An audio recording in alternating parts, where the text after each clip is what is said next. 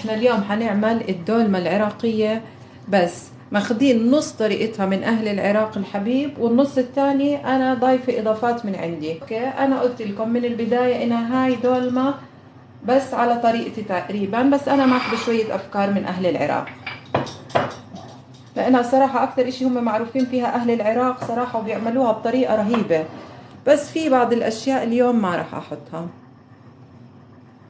اول اشي هون عندي رز مصري اللي هو سنوايت، اللي هو الحبة الصغيرة، الرز الحبة الصغيرة. ما بدنا طبعا احنا للمحاشي الرز الحبة الكبيرة اللي هو بسمتي ولا بشاور، مش عارفة شو بتسموه. لا، بدنا الرز اللي هو المصري اللي هو حبته هيك بتبقى قصيرة، هذا افضل اشي للمحشي. طبعا الرز مغسول ومصفى واموره عال العال. اوكي، هدول الرزات موجودين عندي، كوبين من الرز. راح اضيف لهم شوي من البصل المقطع ناعم، تقريبا بصلة كبيرة مقطعة ناعمة. وبدي اضيف لهم شوية بقدونس. في اهل العراق بضيفوا بدال البقدونس كرابس اذا بدكم. اوكي، عارفين اللي هو شبه البقدونس بس كرابس اسمه. هون احنا حاطين بقدونس، اذا حطينا رز مصري حبة صغيرة، وحطينا بصل، وحطينا بقدونس لحد الان.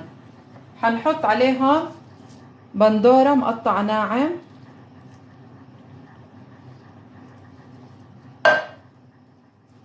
زاكي خلي البندورة كلها، انا بحب فيها طعم البندورة. ححط عليهم سن من التومة، فص من التوم المفروم ناعم. هلا بنرجع بنحكي الخطوات مع بعض.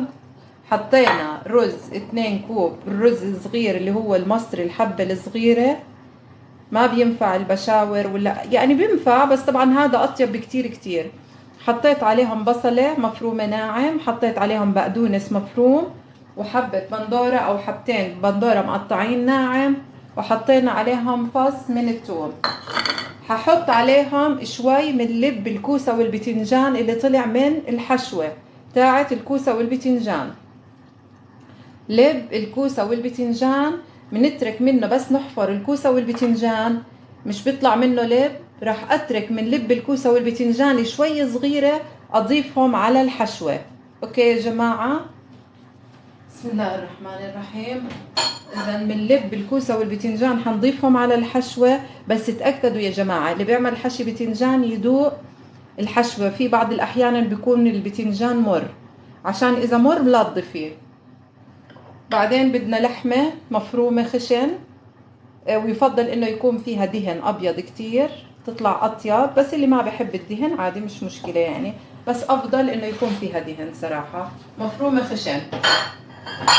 انا هون مكترة شوية رز، انتوا راح تحكوا انا حاعمل معكم كمية، وبعد يعني راح يزيد رز، بس بعد الحلقة بكمله. انا راح احتاج معجون بندورة، تقريبا معلقتين من معجون البندورة، الطماطم رب البندورة. حعيد كمان مرة للي دخلوا معانا متأخرين. 2 كوب من الرز المصري الحبة الصغيرة، حطينا لهم بصلة مقطع ناعم، حبة طماطم مقطع ناعم كبيرة خليها الحبة، معلقتين من معجون البندورة، وشوي من اللحمة المفرومة، يفضل فيها دهن تكون مفرومة خشن، وفص من الثوم او فصين اللي بحب كتير يعني فيها يكتر، وشوية بقدونس مفرومين ناعم او كرافس زي ما انتم بتحبوا. راح احط عليها هالقد شوية من الزيت النباتي. اوكي، بسم الله الرحمن الرحيم.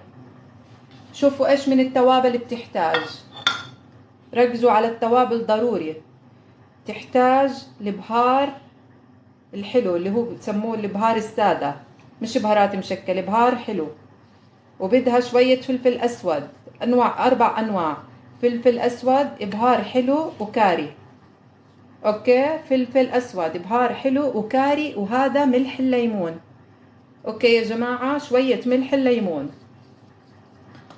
إذن تحتاج هي من البهارات بهار حلو، اسمه بهار حلو اللي هو البهار السادة، وفلفل اسود وكاري وشوية ملح الليمون، وحطينا بقدونس شوي، حطينا بصل مفروم شوي، حطينا طماطم مقطع ناعم شوي، سن توم، واللحمة الخشنة اللي فيها دهن، مع الرز المصري اللي حبة صغيرة ملب، وشوية زيت نباتي، ولب الكوسة والبتنجان، شوية لب من كوسة والبتنجان. اوكي، شو بنحتاج هلا من البهارات؟ شو بتاخد؟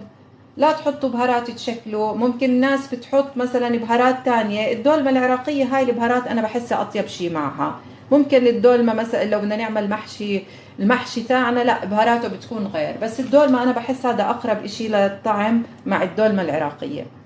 اذا لا تنسوا لب الكوسة والبتنجان اللي هو اللي بيطلع من قلب الكوسة والبتنجان بنستخدمه. راح استخدم شوية من الملح طبعا،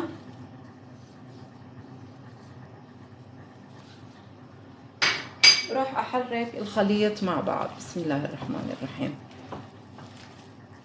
حكيت لكم اذا الحشوة انا راح اكمل بعد الحلقة، راح احشي قدامكم شوي، والحشوة انا بكملها بعد الحلقة. بنشوفها هلا الحشوة شو بدها معجون بندورة، بدها شو اللي بدها اياه بنحط لها. خلص الاشياء التانية كافية، بس انا ممكن احتاج لشوية معجون بندورة اذا لقيتها مش حمرة معي. بهارات فلفل اسود، كاري، البهار الحلو اللي هو مش البهارات المشكلة، اللي هو بس البهار، وملح الليمون ضروري فيها عشان تكون حامضة. هي الدولمة معروفة انه طعمها بيكون كتير حامض. انا شايفة انها بدها شوية معجون طماطم، راح اضيف لها شوي،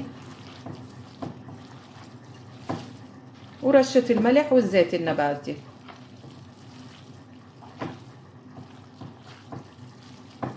الله يسعدكم تكبسوا على الشاشة ولا هنتوا.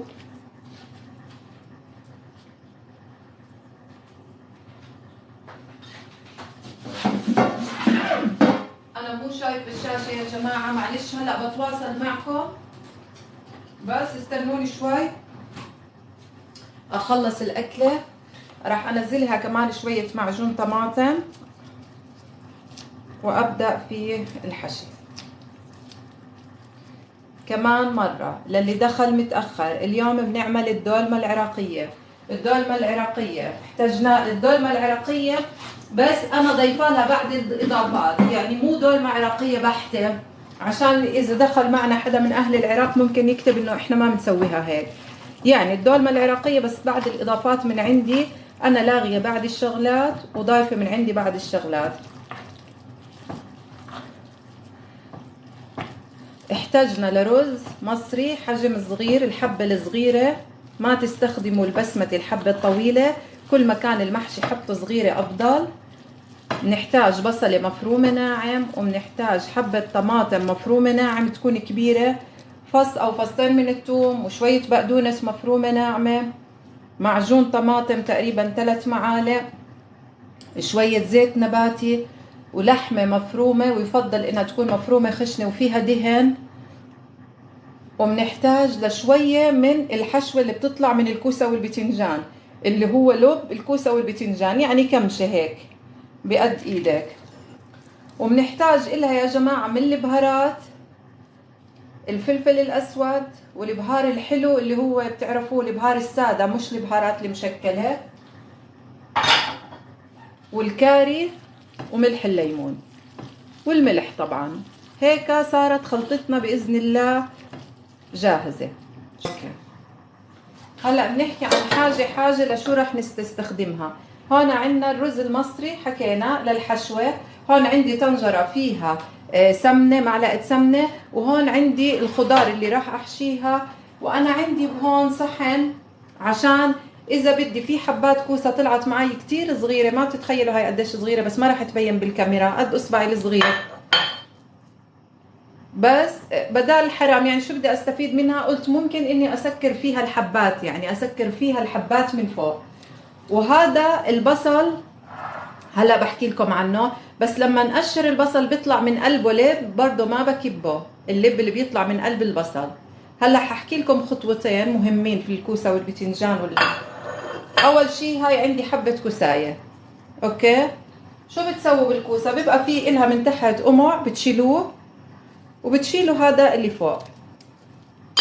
لما بدكم تقوروا شو بتسووا؟ يفضل انكم تكونوا هلا مثلا انتوا عملتوا هاي الحركه، بتجيبوا صحن فيه ميه وشويه ملح، بتغرقوا حبات الكوسه فيها قبل التقوير. ليش؟ لما تغرقوا حبات الكوسه فيها وبعد مثلا نص ساعه او ربع ساعه تبلشوا تقوروا، هاي الحركه ايش بتسهل عليكم؟ انه الباب من عندكم ما ينفتح من هون، ما يلمزع الباب تاع الكوسه وانت بتقوري، بيكون طري. فهمتوا كيف؟ يعني في كتير ناس وهي بتحفر الكوسه بتحسيها من هون كأنها انكسرت الكوساي. إذا ما بدك إياها تنكسر وتكون طرية معك، بتنقعيها قبل حفر الكوسة، بتنقعيها يعني شي تقريبا نص ساعة في مية وملح. أوكي، هلا عشان ما تنحفر معكم الكوساية من تحت، إنها يعني تخزوا حبة الكوسة، شو بتسووا؟ هاي حبة الكوسة بتجيبوا المقورة الحفارة، كل واحد بسميها باسمه، بتقيسوا، بتعملوا هيك بإيدكم مقاس. شوفوا كيف؟ هاي مقاس الكوساية تاعتي، قد مقاس المقورة هيك بالضبط. شو بسوي؟ بضلني حاطة اصبعي هون ما بحركه، بضلني بقيس الكوساية مع الحفارة، ما بحرك اصبعي من القياس اللي انا اخذته. عشان ايش؟ ما اوصل للاخر وتنخرم معي، ما اوصل للاخر وتنخرم. هاي المقاس اخذته كيف اللي بقيس اشي، وببلش احفر، بس ما بقيم اصبعي عشان هذا القياس، وببلش احفر. بسم الله الرحمن الرحيم. شوفوا كيف هاي وصل اصبعي لهون، خلص انا عرفت انه هيك ما انزل كمان. مش في ناس بتقول لك وانا بقور بتضل هالحبه من تحت تنخرم انت اعملي مقاس، خلص خلي اصبعك لا تشيليه. كل حبه مقاسها طبعا غير، بيختلف عن الثاني، يعني كل حبه بدك تعمليها بدك تقيسي. بعدين صراحه هاي نصيحه مني، لا ترققوا الكوسه والبتنجان كثير، تخلوهم رقاق رقاق. اذا صارت الحبه كثير رقيقه يعني مش حلو ناكل قشر الكوسه وقشر البتنجان، بس خلي طعم الكوسه يعني زاكي، والبتنجان لو اكلناها. في ناس بيعملوها، شوفوا كيف. فهمتوا يا جماعه كيف؟ هاي افضل طريقه للتقوير. بتجيبوا الحبه بتقيسوها على قد الحفاره، هيك بتجيبوا الحفاره بنقيسها على قد الكوسايه، وبتدخلوها. بتكونوا واثقين، ما تشيلوا اصبعكم، بتكونوا واثقين انه الاصبع خلص لعند الكوساي ما راح يوصل لتحت. اوكي يا جماعه، هاي اول خطوه. ثاني خطوه، اذا عندكم بتنجانات او كوسيات صغار لا ترموهم، قلنا هاي طلعوا كيف قد اصبعي الصغير. بدل ما هاد بنسكر ممكن فيها البتنجانات والكوسايه من فوق عشان ما يطلع الرز ويخرب منظر المرقه. كمان شغله، شوفوا ايش انا بدي احكي لكم، يعني هاي خطوات مهمه بالنسبه للدولمه. الدولمه بتجيبوا حبه البصله تقسموها هيك بس من النص، بس نص، لا توصلوا للاخر، بس للنص. بعدين بتسلقوها في مي، يعني بتقعد ممكن 7 دقائق في المي. بعدين بتشيلوها من المي، بتطلعوا كيف بتصير تطلع معكم ورقه ورقه، بتصير تطلع معكم ورقه ورقه الدولمه البصل. شوفوا كيف هون طالع معنا، بتقشروها كأنكم بتقشروا اشي يعني اي هيك زي اللي بيقشر. اذا بتنسلق بتفتحوها بس من النص، توصلوا للنص، بعدين بتسلقوها. وفي طريقة تانية كتير عجبتني انا، بتلفوا حبة البصلة بالقصدير وبتدخلوها الفرن كأنها بتنشوي شوي، بتطلع رائعة. بتنشوي شوي، بتلفوها بقصدير وبتدخلوها الفرن. بعدين بعد يعني هيك مثلا وقت ثلث ساعة بتطلوها من الفرن، بتكون مشوية وعادي، بتطولوا ورقة ورقة. ويفضل الصراحة للمحشي البصل الأبيض، طعمه بكون أطيب، بس أنا ما عندي، اضطريت إني أعمل بالبصل اللي لونه نهدي. أوكي، هلأ حكينا عن هاي الكوساية. أنا بحب بالسكين المنشار أحزز شوي هيك الكوساية. عارفين ليش؟ هيك زي أكني أعطيها منظر. أول إشي بتعطي منظر، تاني اشي الصوص اللي بيكون عليها بيلزق بالكوساية اكتر. يعني عارفين لما تكون الكوساية هيك ناعمة تحسي كأنه الصوص بتزحلق عنها، اما هاي كيف اللي كأنها هيك بهاي الفراغات تلاقي جواها صوص متشربة. عملية تجريح الكوسة كتير بتعطي للكوسة طعم. جربوا وقولوا لي. في كمان شغلة كنت بدي احكي لكم اياها بالنسبة مثلا للبتنجان. يعني لا تعقدوا الامور، ما في بتنجان صغير والله كيف بدي اعمل المحشي، والله مش عارفة ايش البتنجان، يعني لا طويل مش عارفة شو. لا، ما بدنا نعقد الامور ابدا. شوفوا هاي البتنجاني، انا حشيت البتنجان كله من هذا النوع. يمكن ما بعرف كيف صراحة مبين حجمه على الكاميرا، بس يعني طبعا صغير هو بس طويل. اوكي، شوفوا شو بتسووا كيف انا عملتها. هاي البتنجانة، اول اشي اذا بدكم تسهل عليكم عملية تقوير البتنجان هيك اعملوا. دحدلوا البتنجان وهيك قبل التقوير. اوكي، طروا القلب هيك. هاي عملية كتير سهلة بتخليك تخلص البتنجان يمكن ب10 دقايق. شوفوا كيف صارت البتنجانة طرية. اوكي، 2. هاي البتنجانة عندي كبيرة وما في بالسوق مثلا صغير. مثلا ما اسوي محشي، لا بسوي طبعا، بقيم القمعة اللي فوق، بقسم حبة البتنجانة من النص. شوفوا كيف قسمتها من النص. بجيب الحفارة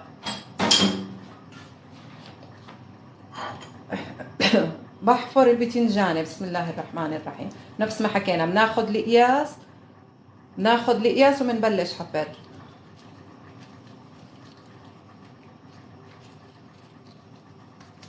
وزي ما حكينا بالنسبة للبتنجان، دحرجوها قبل ما تقوروها عشان كتير بتسهل معكم، بتخلصوا.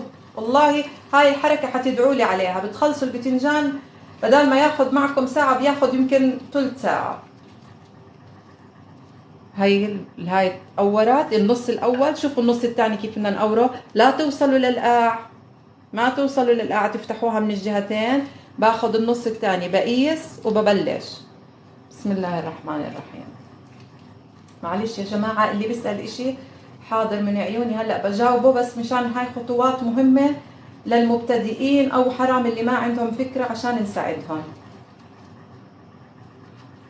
عشان يدعونا. الله يرضى عليكم اللي على هذا، بس يدعي لي الله يسعدكم يا رب. زي هيك املوا اي ضلوا يذكرني في الدعاء. شوفوا كيف يا جماعة. هاي الثانية ما وصلت للقاع، حفرناها ما وصلنا بالقاع. شو ماله هذا البتنجان؟ من شو بشكي؟ تحشوهم حبات صغار وما احلاهم، بيكونوا بجننوا حتى وقت التقديم. ماشي يا جماعة. الكوساية والبتنجان لما نحشيها مش تكبسوها كبس للاخر تضلكم، لا خلوها تقريبا هيك، يعني تلت ناقص منها، عشان ما تنفجر معكم وتبين الحبة هيك نافشة ويصير الرز يطلع منها. قللوا الحشوة منها لهون للتلت واحشوها، وما تضغطوا باصبعكم لتحت تحت، لا خلوها مفرهدة فيها هوا. اوكي، يلا هاي اول حبة. بسم الله الرحمن الرحيم. طبعا الكوسة والبتنجان ضروري طبعا، هذا اشي اكيد عارفينه، انكم تغسلوها لما تحشوها. شوفوا كيف ما بنعبيها للحبة، بنترك مجال انها تستوي براحتها. انا راح اوقفهم هلا، راح اورجيكم بس احشي اول، بعدين ان شاء الله بنعمل الخطوة ترتيبها في الطنجرة. هاي بنحشي بس ما بنطلع لفوق فوق، بنخلي فراغ.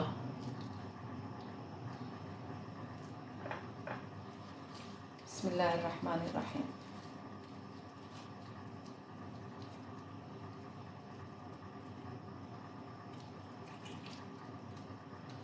كبسوا يا جماعة وصلوا على النبي. الله يسعدكم يا رب دنيا وآخرة، وادعوا لي. بس بدي منكم انكم تدعوا له وتكبسوا زي الله يرضى عليهم متابعيني كلهم يا رب. بنحشي، لا تضغطوا في الحشي. اهل العراق الحبيب بحطوا لها طبعا ورق سلق، بحطوا لها خضار مشكلة، بطاطا، فلفل، بندورة، كوسة وبتنجان، كله بحطوا لها فلفل وسلق او ورق عنب. يعني احنا حطينا الجود من الموجود عندنا. ما مش نعقد نوقف الطبخة كلها عشان مثلا اشي ما عندي صراحة سلق ولا ورق عنب، قلنا مش ضروري. انا صراحة اكتر شي بنحب البتنجان صراحة.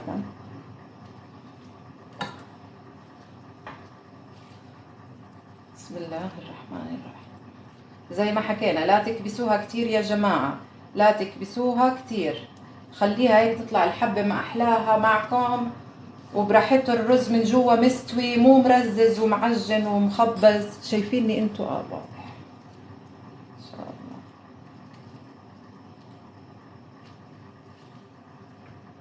هاي التجريحة صدقوني كتير بتعطي طعم للمحاشي، للكوسة بس طبعا مش البتنجان، جربوها وبيطلع كتير شكلها بس تستوي حلو.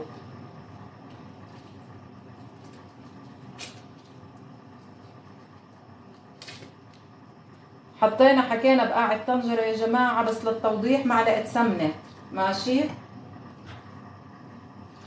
بسم الله الرحمن الرحيم. صلوا على النبي.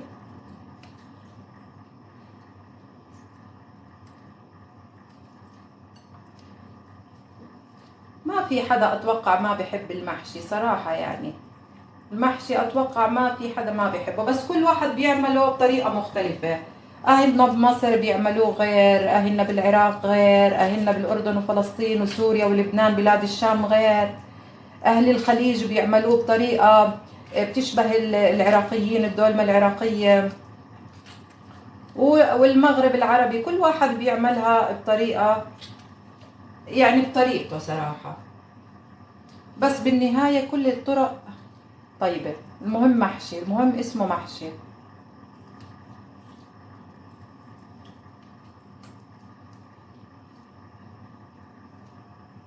الخضرة اللي بتحبيها أكتر بتكتريها أكتر.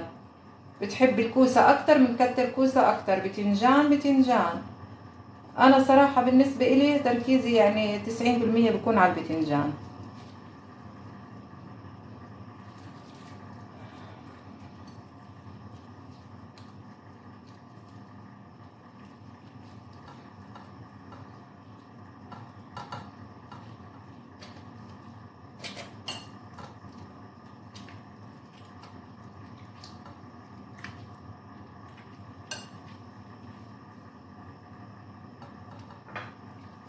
هي آخر حبات، بس ضايل نعمل الفليفلة ونعمل البصل اللي هو أهم شي البصل بالطعم.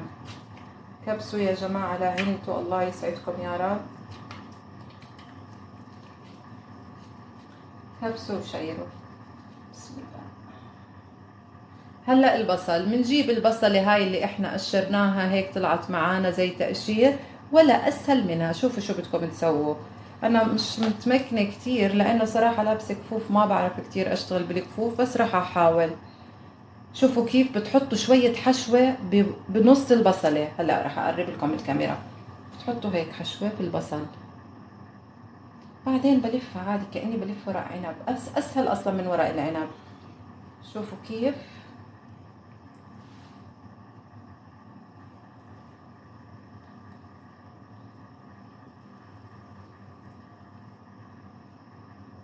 وبصفتها بجيب كمان ورقة، هيها ورقة البصل، بحط فيها لحمة هيك وبلف، بلفها بلف. ولا اسهل. في ناس انا بعرفهم بس بيعملوا محشي بصل بس، يعني بتكون كل الطنجرة بس بصل قد ما هو طيب. كمان حبة لعيونكم. بنحط فيها حشوة ومنلف الحبة زي كنا منلف.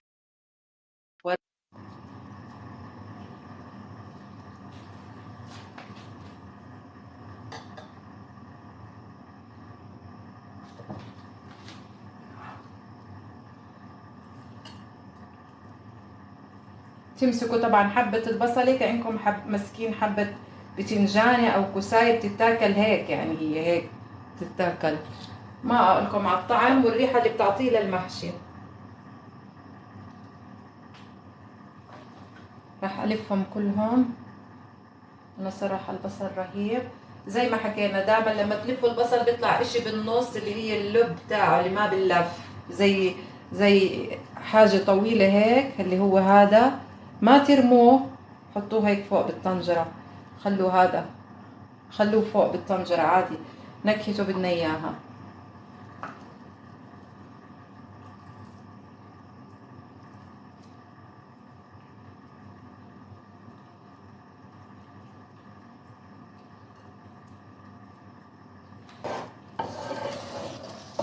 هيك مثلا هاي البتنجانة ها احط البصلة فيها اسكرها عادي. شوفوا الفلفل كيف بحشيه. راح احشي لكم حبة تشوفوها.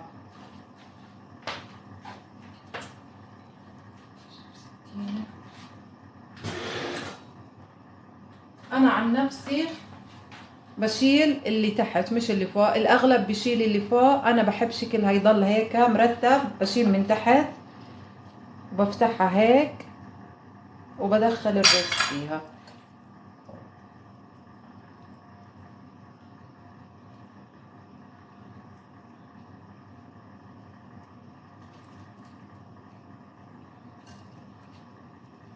شوفوا كيف رجعت كأنها حبة. ما أحلاها شكلها مرتب ويا ما أحلاها لما تحطيها بصحن التقديم.